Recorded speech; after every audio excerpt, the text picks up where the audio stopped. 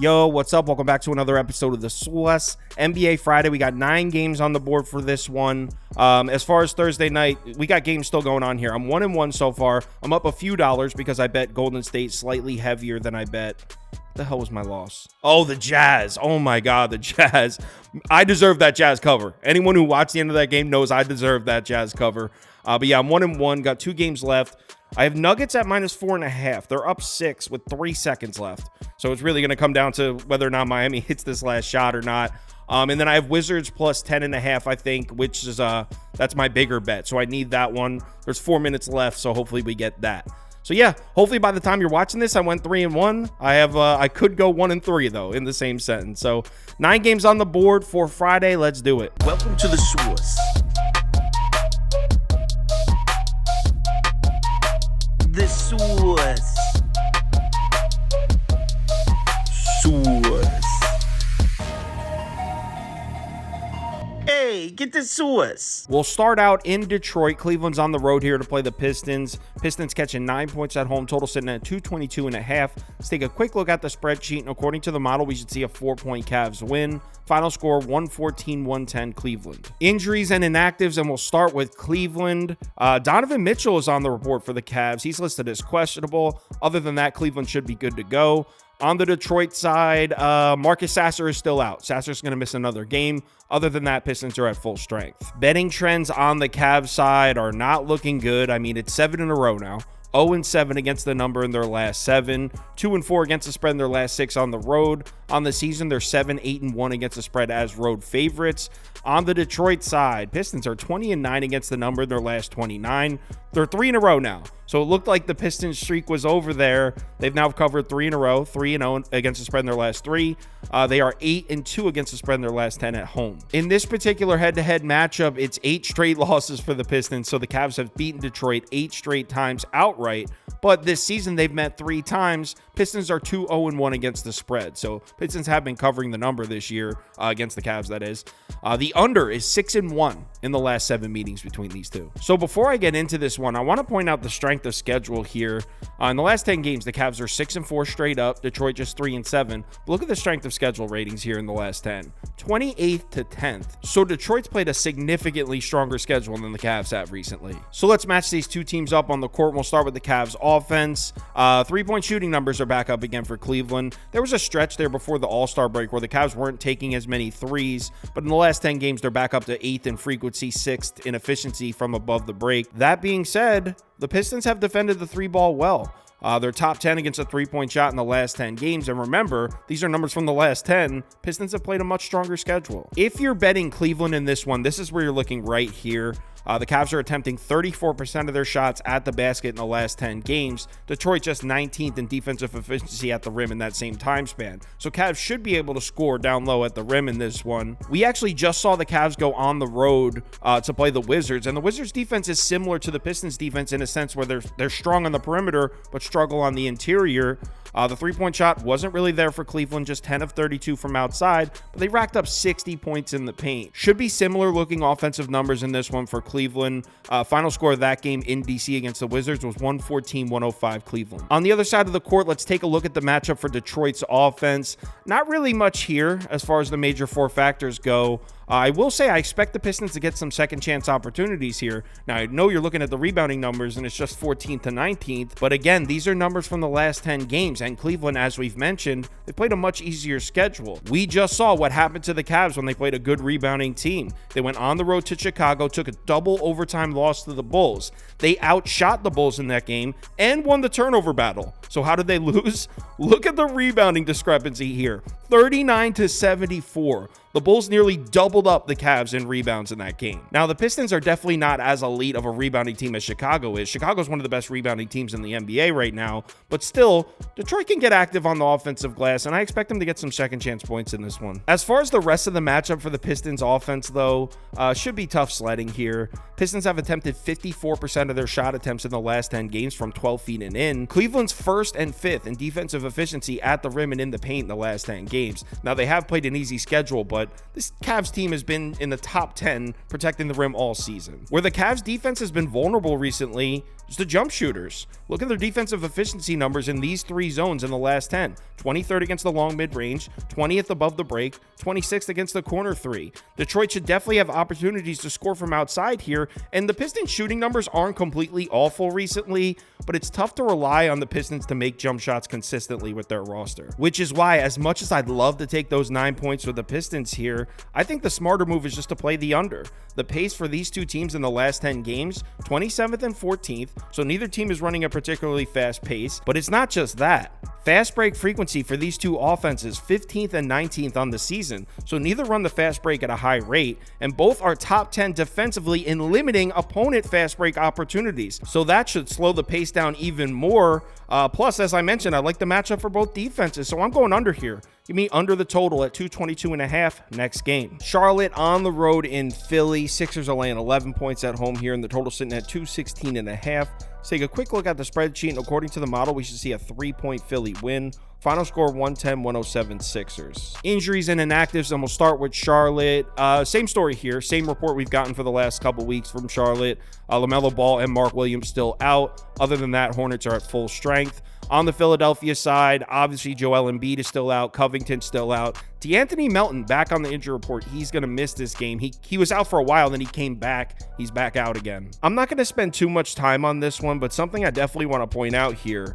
Charlotte offensively, they're kind of running a Brooklyn Nets type offense, taking a lot of jump shots. In the last 10 games, they're 5th and 4th in shot frequency from the long mid-range and above the break three. And in the last 10 games, Philly defensively, 21st and 16th. So you would think that's a positive angle for the Hornets offense. But watch what happens when I switch it from the last 10 games to the last 5 games. Sixers defensive numbers against those two shots dropped to 8th and 8th. Sixers have put the clamps down on jump shooters recently, and if you're thinking, oh, well, Kyle, just the last 5 games, maybe they played an easy schedule. Actually, they're first of strength of schedule in that span. In the last 5, they played Boston, Milwaukee, Miami, New York, and Cleveland.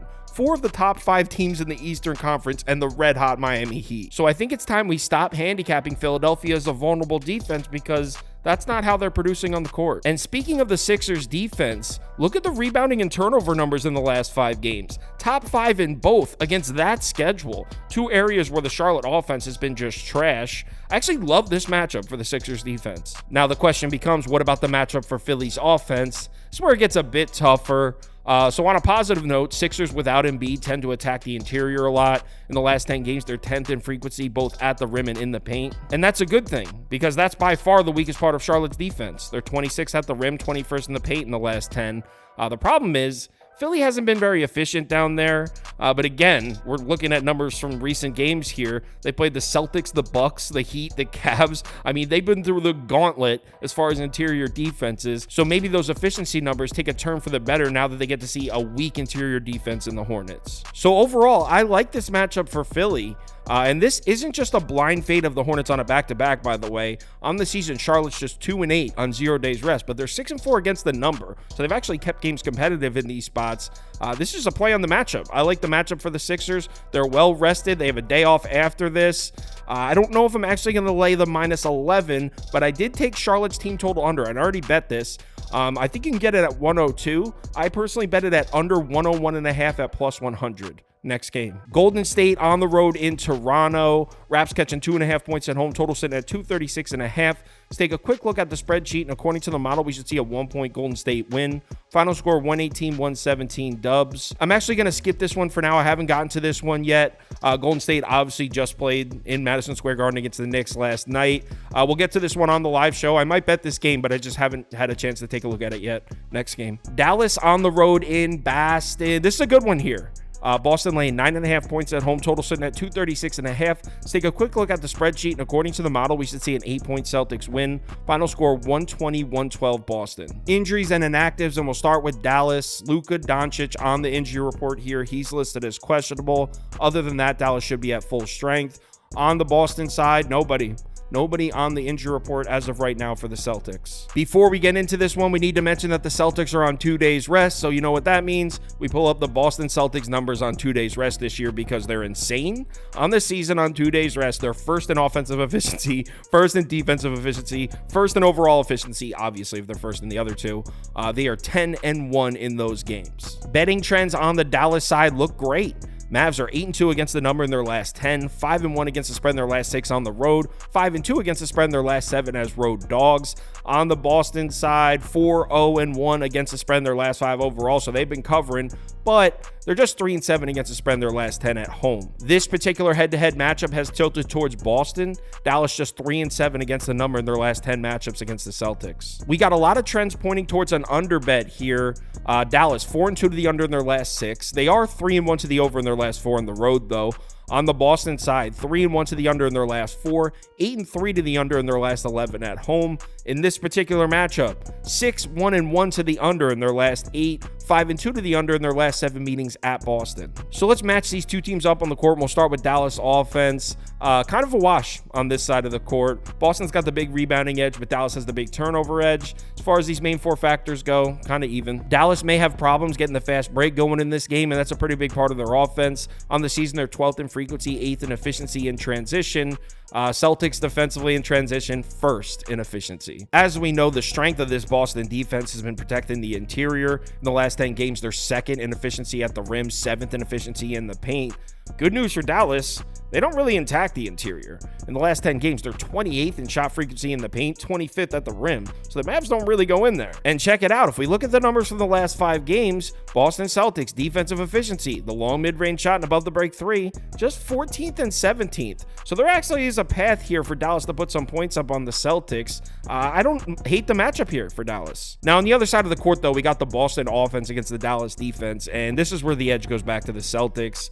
You can see a pretty significant edge here in the last 5 games. 1st to 20th in efficient field goal percentage, turnover edge, free throw rate, all goes to the Celtics. Just like Dallas, Boston likes to run the fast break too. On the season, they're 8th in frequency, 9th in efficiency, but Dallas doesn't have an elite transition defense like the Celtics do. Actually, it's been a weakness for Dallas defensively all season.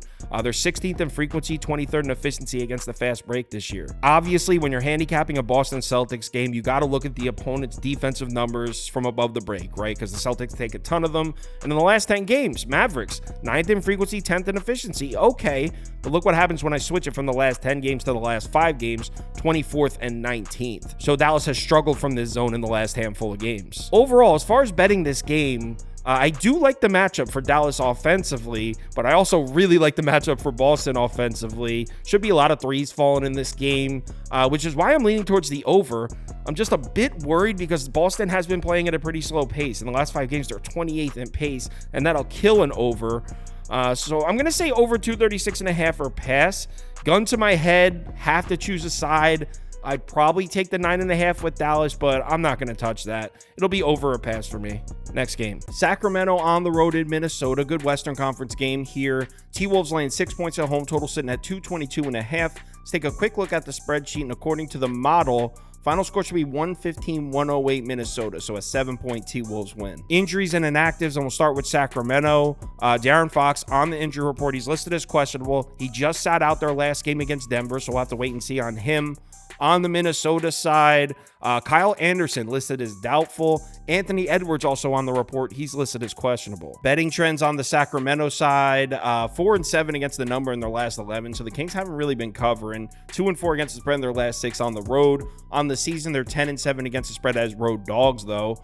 Minnesota 1-3 against the spread in their last 4, 3-6 against the spread in their last 9 at home. This particular head-to-head matchup has definitely tilted towards Minnesota. The Kings are just 3-8-1 against the number in their last 12 matchups against the T-Wolves. They're also just 3-5 against the spread in their last 8 trips to Minnesota. Trends for the total, Kings are 8-3-1 to the over in their last 12. But after that, everything else points to an under here. They're 3-0 to the under in their last 3 on the road. On the Minnesota side, 3-1 to the under in their last 4 overall, 8-4 to the under in their last 12 at home. And this particular matchup, 4-2 to the under in their last 6, 5-2 to the under in their last 7 meetings in Minnesota. So let's match these two teams up on the court. We'll start with Sacramento's offense. Honestly, numbers are pretty close here. I mean, obviously, you got to give the edge to Minnesota's defense. They've been one of the best defenses in the NBA. But, I mean, efficient field goal percentage 1st to 10th. Look at the free throw rate. Sacramento, not normally a team that gets to the foul line, but this might be a rare matchup where the Kings get plenty of opportunities from there because the T-Wolves just cannot stop fouling. Negative angle for the Kings offense, though. This is a team that loves to get out in transition. They're 6th in fast break frequency on the season. Minnesota defensively, 12th in frequency, 5th in efficiency. So fast break may not be there for the Kings in this one. And it doesn't get much better for the Kings when we look at shot zones. Yeah, they probably will have some opportunities to hit outside shots, but they love to take that short mid-range shot. They're 5th in frequency, 2nd in efficiency in the last 10. It's a big part of their offense. Minnesota's elite down there, and there's no way we could rely on that shot being there for Sacramento. So overall, I'd say it's a favorable matchup for Minnesota's defense. But when we flip it over to the other side of the court, this is where we can start to find value on the Kings. And I know you're thinking, what? Value on the Kings defense? Now, if you look at the last 10 games, the Kings defense 28th in overall rating, Minnesota's offense 9th in overall rating. So what am I talking about here? Well, for starters, this Minnesota Timberwolves offense has been cooling off, man. In the last 5 games, they're just 20th in overall offensive efficiency. Offense has been struggling. You want to know their strength of schedule in that span? 30th. Dead last. The Grizzlies, the Spurs, the Nets, the Blazers, and the Bucks. That's the last 5 games for Minnesota where they're 20th in offensive efficiency. That's who Minnesota's struggling against. And when we pull up the 4 factors on this side of the court, now obviously Minnesota does have the edge here. 6th in free throw rate to 26th for Sacramento defensively. Look at the rebounding. Kings 2nd to 14th. And if we look at shot zones on this side, Minnesota's been attacking the rim a lot. In the last 10 games, they're 7th in shot frequency at the basket. That's actually the strength of the Kings' defense is protecting the rim. In the last 10 games, they're 5th and 11th down there, which is why I'm leaning towards the Kings here. I haven't bet this one yet, but I like the matchup for the Kings' defense. I think Minnesota's going to struggle offensively. I'm leaning towards Kings +6, Minnesota team total under, and the full game under at 222.5. It'll be a combination of those 3. Maybe I'll put a half unit on all 3. That's what I'm circling. Kings under, Minnesota team total under. Next game. Indiana on the road in New Orleans. Pelly's laying 4.5 points at home. Total sitting at 238. Take a quick look at the spreadsheet, and according to the model, we should see a 3-point New Orleans win. Final score 118-115 Pellies. Injuries and inactives, and we'll start with the Pacers. Same report we had for last game for Indiana. Nesmith is on the report. He's listed as questionable. Other than that, Pacers should be at full strength. On the Pelicans side, Dyson Daniels has been ruled out for this game. Other than that, New Orleans should be at full strength. I'm not going to spend much time on this one. If you subscribe to this channel, you know I hate the home and homes. These 2 teams just played in Indiana. I mean, I probably will place a bet on New Orleans -4.5 here. Pacers got the cover in Indiana. Now back at home, New Orleans should get them back. Also, Indiana's starting a road trip. After this, they go to San Antonio, and then after that, they go to Dallas. Pelicans don't have a game till Tuesday. They have 3 full days off after this one, so they should be pulling out all the stops to get this win. I probably will bet it, so I'm not passing on the game. It's just with the home and homes, it sucks to talk about because it just happened. We just saw it. So give me New Orleans -4.5 for pass. Next game. Portland on the road in Memphis. Grizzlies are laying 2.5 or 3 or 4, depending on your sportsbook. This line's all over the place. Total all the way down at 209.5. Take a quick look at the spreadsheet, and according to the model, we should see a 3-point Memphis win. Final score 109-106 Grizzlies. Injuries and inactives, and we'll start with Portland. There's a bunch of them here. So Malcolm Brogdon's still out. Scoot Henderson's still out. Shannon Sharp's still out. DeAndre Ayton on the injury report, he's listed as doubtful, so he's probably not going to play. On the Memphis side, Luke Kennard is out. John Conchar is out. Obviously, Desmond Bane, Derrick Rose, Marcus Smart, all those guys are still out. G.G. Jackson is on the report as well. He's listed as questionable. Brandon Clark is listed as probable. So Brandon Clark may be returning to the lineup for Memphis. I'm fairly certain he hasn't even played a game yet this year. He was almost coming back before the break, and then I don't think he actually did. So Brandon Clark might be making his season debut. Before we get into this one, we need to point out that the Blazers are on 2 days rest. And surprisingly, Portland actually has decent looking numbers this year when rested. On the season, they're 3-5 with 2 days rest. So 3-5 in comparison to the rest of the Blazers schedule. That's solid. And check this out. On 2 or 3 days rest this year, Portland is 8-4 against the spread. So right off the bat, before we look at anything, we know that this has been a favorable spot for the Blazers. Now we get into the betting trends for Portland, and we're talking 7 losses in a row, 0-7 against the spread in their last 7, but most of those have been at home. They're actually 4-1 against the number in their last 5 on the road. So getting out on the road, getting away from their home arena, might be exactly what the doctor ordered for this Portland team. On the Memphis side, Grizzlies are 5-1 against the spread in their last 6, 8-3 against the spread in their last 11 at home. On the season, though, they're just 2-6 against the spread as home favorites. This particular head-to-head matchup has been all Portland. Memphis is just 2-7-1 against the spread in their last 10 matchups against the Blazers, 0-5 against the spread in their last 5 trips to Portland. So let's match these two teams up on the court. We'll start with Portland's offense. Blazers have a nice mismatch here on the offensive glass. In the last 10 games, they're 3rd in offensive rebounding rate compared to 25th for Memphis. Now, DeAndre Ayton's not playing in this game, which should affect that, but Jaren Jackson Jr. is not playing for Memphis, which should affect their defensive rebounding. So I don't know, take that and do what you will with it. But we do have to take note of the turnover numbers here. I mean, all the extra possessions that Portland should gain in the form of offensive rebounds, they should give back in the form of turnovers. In the last 10 games, Memphis defense 6th, Portland's offense 26th. When we take a look at shot zones for Portland's offense, I mean, you can see they've been attacking the basket a lot. In the last 10 games, they're 1st in shot frequency at the rim. They've been attacking the rim more frequently than any other team in the NBA. And that's good news for Portland because that's been the main weakness for Memphis defensively. In the last 10 games, they're 27th in frequency, 20th in efficiency at the rim, and their best interior defender, Jaren Jackson Jr., is out. So on paper, this is actually a nice matchup for Portland's offense. I haven't had the opportunity to say that many times this season. On the other side of the court, we got the Grizzlies offense, and turnovers are going to be a problem for Memphis as well. In the last 10 games, Portland's defense 3rd in forced turnover rate, Memphis 27th, so they've had problems protecting the basketball. Shot zones for Memphis on offense. As we know, this is a really 3-point reliant team. They pretty much only shoot from 2 zones, the short mid-range shot or the above the break 3. Portland's actually got great defensive numbers against a short mid-range shot. In the last 10, they're 9th and 4th, so that's a positive for Portland defensively. But when we pull up the above the break 3 numbers, Memphis 5th in frequency in the last 10, Portland's defense 7th and 23rd. So the Grizzlies should have opportunities to hit outside shots here. As far as betting this game, I'm not going to spend any more time talking about this with all these. I mean, who cares about this game? But I am going to bet Portland. I think they're going to win this game, so I'm going to take the 3 points, and I might take the money line as well. Probably a little bit of gambling involved here. I don't know how I can accurately handicap this game with all the missing pieces, but I think there's value on Portland. So give me the Blazers. Next game, Milwaukee on the road in Chicago. Bulls catching 3.5 points at home. Total sitting at 223. Let's take a quick look at the spreadsheet, and according to the model, Bulls should win this one outright. Final score 113-110 Chicago. Injuries and inactives, and we'll start with Milwaukee. And we got some good news for the Bucks here. Chris Middleton listed as questionable. Now, not sure if he's returning for this one, but obviously that means we should see him back on the court soon. On the Chicago side, Caruso's on the report. He's listed as questionable. Also, Torrey Craig's still out for the Bulls. Before we get into this one, we need to take note that Milwaukee is on a back-to-back. They just played the Hornets last night. On the season, they're actually 5-5 against the number on back-to-back, 7-3 straight up in those games, though. So 0 days rest hasn't been the end of the world for the Bucks. Betting trends on the Milwaukee side, 4 in a row for the Bucks. 4-0 against the spread in their last 4 overall, 3-0 against the spread in their last 3 on the road, 4 straight unders. So if you've been betting Bucks and unders, you are nonstop cashing. On the Chicago side, Bulls are 6-3 against the spread in their last 9, just 2-4 against the spread in their last 6 at home, but they are catching points. And on the season, they're 8-5 against the spread as home dogs. These two teams have met 3 times this season. The Bucks have taken 2 of them. So the Bulls are 1-2 straight up against Milwaukee this year. The one win was in Chicago, though. So the 2 losses were on the road in Milwaukee. They did cover the number in all 3, though. So Chicago 3-0 against the spread against the Bucks this year. Production for these two teams in the last 10 games. Both are actually 5-5 in the last 10. Strength of schedule numbers are pretty close, too. Milwaukee 12th, Chicago 7th. So not really anything to go by there. So let's match these two teams up on the court. And we'll start with Milwaukee's offense. Main 4 factors here. Got to give the edge to the Bucks based on these numbers in the last 10. Chicago does have the huge rebounding edge on this side, though. 26th to 1st. Shot zones on this side.